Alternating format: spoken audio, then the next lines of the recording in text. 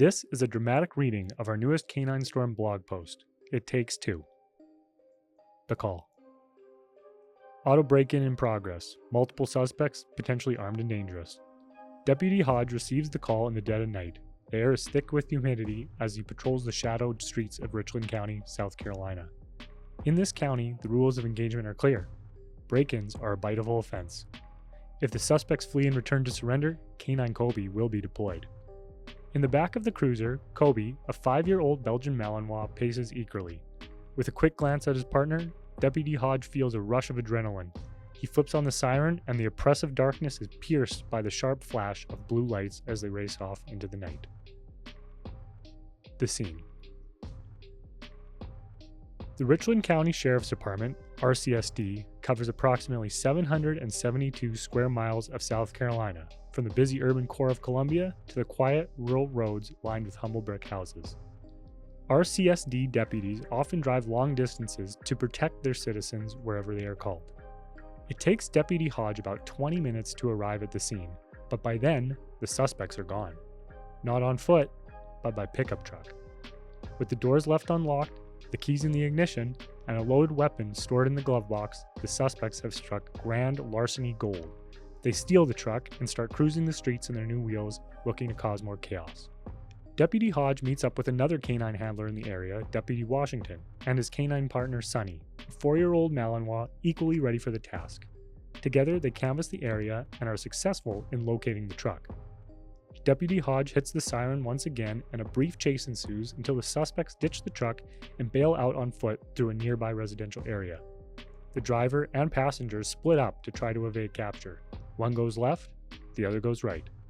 Deputy Hodge and Washington decide to pursue the driver together first. The severity of the situation calls for teamwork, not separation. Commands are issued for the driver to stop running. He refuses to comply and proceeds to rapidly scamper around a house to the backyard, leaping over a short fence in the process. Deputy Hodge and Kobe pace the driver, while Deputy Washington circles around the opposite side of the house to help contain and trap him. Hot on the trail, Deputy Hodge and Kobe clear the first fence effortlessly, but as they land, they rapidly approach a second fence. With no light to guide their steps, they misjudge the distance to the second fence and crash down in unison upon the sharp, rusted chain-link top. The fence collapses beneath their weight, and a jolt of pain shoots up through Deputy Hodge's leg. He glances over. Kobe's belly is draped over the fence's jagged wires as he hits the ground. The impact rattles Kobe off the fence. He quickly brushes up the fall and finds his footing and continues toward the backyard. Deputy Hodge pushes through the pain of his cut leg and dusts himself off too, just in time to see Kobe rounding the corner, laser focused on the suspect fleeing that is now just out of view. Then, without warning, a single gunshot pierces through the night. Deputy Hodge rounds the corner just in time to see the flash of a second muzzle blast from the suspect's handgun. Without hesitation, Deputy Hodge draws his weapon and returns fire. The driver is hit twice and drops his weapon. He proceeds to crawl behind a nearby shed. Deputy Washington leaps over the adjacent fence and rushes in to put the suspect in handcuffs. The scene is secure, but Deputy Hodge's mind is buzzing.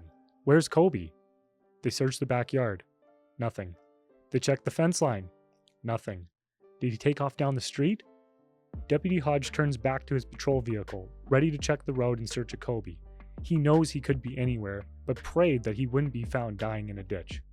Then his eyes catch a familiar shape. The outline of a tail. It's Kobe, sitting by the back of the cruiser, waiting to load up. Blood seeps from his paws, pooling on the pavement beneath him. In that moment, Deputy Hodge knows for certain that Kobe has been shot. Yet, through all the chaos, Kobe remains calm and appears to be fully aware of his surroundings. The blue glow of the cruiser's lights that were still illuminated had guided him home to safety. The aftermath. With more officers now on scene, Deputy Hodge and Kobe climb into the back of their cruiser, and Deputy Washington rushes them to the emergency vet. Kobe is bleeding badly from his front paws. Deputy Hodge does his best to bandage them, holding them tight to stem the blood loss. At the animal hospital, Kobe is stabilized and the vet performs a blood sweep to check for additional injuries. Thankfully, no further damage is found.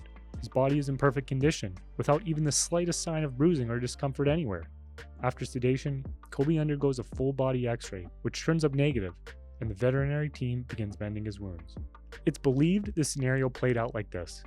As Kobe closed in on the driver, he leaped in anticipation of a bite. Mid-flight, the driver fired his weapon and the bullet tore through Kobe's outstretched right paw, continuing through to his left before lodging in his leg. The vet skillfully removed shrapnel from Kobe's right paw and proceeded to extract the bullet from his left leg. Like a professional athlete, he had to undergo underwater therapy to rebuild his strength. After months of recovery, Kobe was able to return to active duty. However, he will walk with a plate and 4 pins in his paws for the rest of his life. Deputy Hodge and the RCSD must continually monitor him for signs of regression or discomfort, which would lead to early retirement. The driver of the vehicle, shot and subdued by Deputy Hodge, was arrested and charged with attempted murder, grand larceny, and unlawful injury to a police dog. The passenger managed to briefly evade capture, but with the help of the RCSD Fugitive Task Force, he was located 12 miles away from where the pair had originally ditched the truck. He too faces a whole slew of similar charges. For months, that was the end of the story. Kobe healed and his equipment was set aside. But something nagged at Deputy Hodge. He kept replaying the body cam footage in his mind, searching for something that didn't quite add up. What happened to the second bullet? 6 months later, Richland County is blessed to have an incredible community support, and for many years, their entire team has been protected through the kindness of Sue and George Sensor, the owners of Sensor Enterprises. George runs a successful host of McDonald's franchises in the area and cares deeply for the well-being of the RCSD dogs and their handlers. In recognition for his incredible generosity, Sheriff Leon Lott even had the street leading up to the kennels renamed as George Sensor Boulevard, in a tribute to the man who has put his heart and soul into the safety of the team. On the night of the shooting, Kobe was fully equipped with his own custom-fit Canine Storm Aerial Insertion Vest. He wears it on every call, even in the sweltering South Carolina heat. After the incident, the vest was heavily damaged. The Lycra panel was torn, the binding was shredded in different places, and the underbelly impalement protection had clearly endured some sort of serious impact.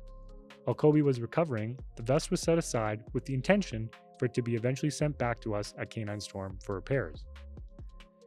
When Kobe was ready to return to duty, wearing a spare Canine Storm vest from a retired canine, Deputy Hodge asked where his original vest was.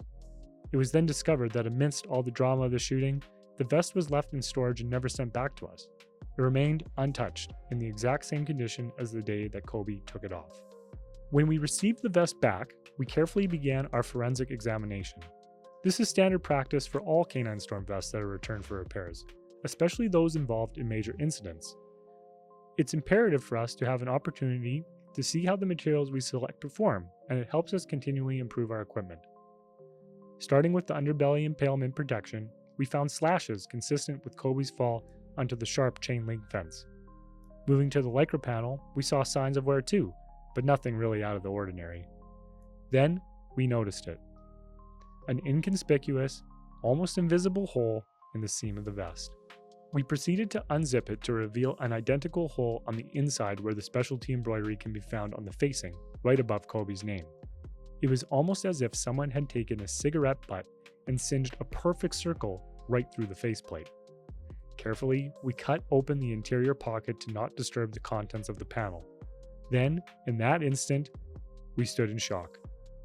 The second 9mm round, flattened into a mushroom cap, was shot directly through the Canine Storm panel sticker and lodged between 2 layers of ballistic fabric, directly above Kobe's spine.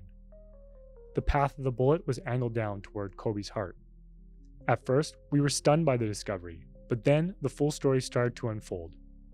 Based on the bullet's trajectory and the forensic evidence, it was clear. The driver fired the first shot as Kobe leaped to apprehend him, the bullet going through the bottom of his paws.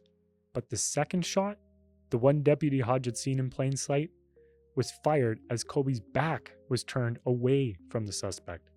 Kobe had been shot returning to safety. The driver, in an act of pure malice, had fired at a dog no longer a threat to him. It showed not just the danger the driver posed, but the disregard he had for life, either human or animal.